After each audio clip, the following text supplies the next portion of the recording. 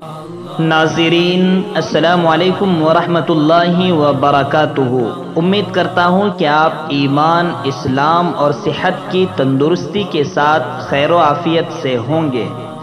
اس وقت بڑے ہی دکھ، درد اور رنج و الم کے ساتھ یہ خبر دینے جا رہے ہیں کہ مالیگاؤں کے معروف عالم دین، جامعۃ الازہر مصر کے فارغ التحصیل، معہد ملت سے خاص تعلق رکھنے والے مولانا عبدالحمید ازہری رحمۃ اللہ علیہ آج انتقال کر گئے۔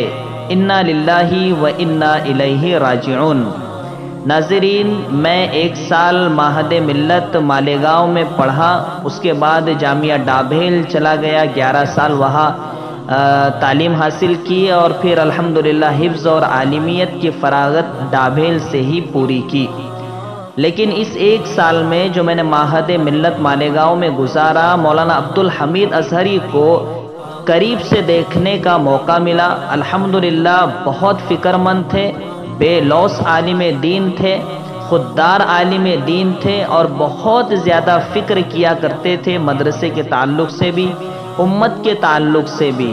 میں نے پڑھائی کے زمانے میں دیکھا کہ قاضی شہر مالیگاؤں قاضی عبدالحمید ازہری دامت برکاتہم العالیہ کے یہ خاص ساتھی رہے، ان کے دوست، اور ابھی ماضی کی عنقریب 1 مہینہ پہلے یو پی کے الیکشن کے تعلق سے بھی ماشاءاللہ مولانا سجاد نعمانی کے ساتھ حضرت نے اسٹیج شیئر کیا، وہاں موجود رہے، وہاں بیان بھی دیا اور ریلی سے خطاب بھی کیا۔